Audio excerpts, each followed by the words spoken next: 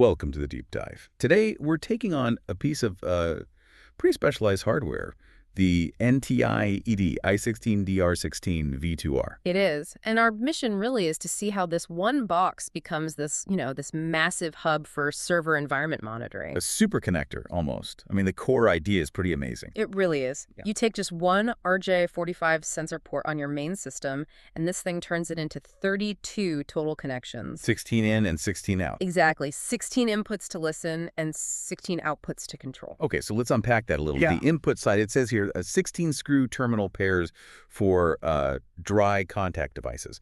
What does that actually mean for the person deploying this? Right. So dry contact is a crucial detail. It means the input is potential free. The expander isn't pushing out power. It's just listening for a circuit to open or close. So it's isolated. Completely isolated. And that gives you, incredible flexibility for integrating all sorts of third-party or even older sensors without worrying about electrical noise. I see the specs here seem to back that up. They handle up to plus 36 VDC, surge protected, and the range CP5 cable up to 500 feet. That's a huge area. A huge area. But here's a detail that I think is often missed. They included a dedicated screw terminal pair specifically for a tachometer. A tachometer input. That's interesting, but in a modern data center, are people really monitoring individual fan speeds like that?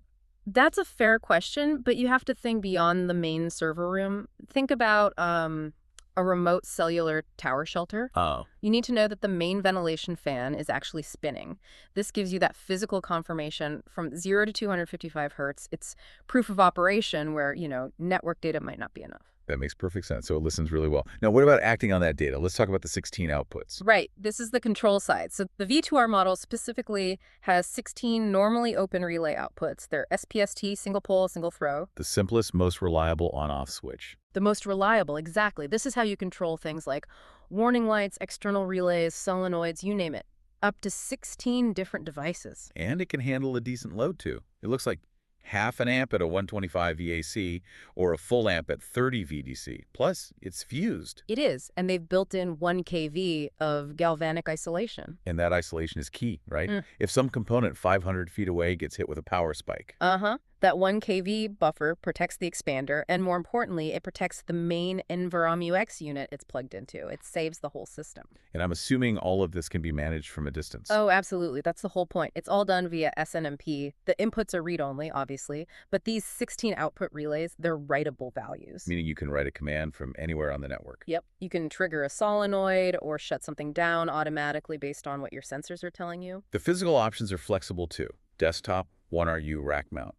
But the fiber compatibility, that seems like a real game changer. It's the ultimate scaling factor. You pair this with the EFSC fiber converter, and suddenly your expander, with all its sensors and controls, can be up to 1.2 miles away. 2 kilometers. That's not a server room anymore. That's a whole campus. A whole campus. And to back up that kind of high-stakes deployment, you need reliability.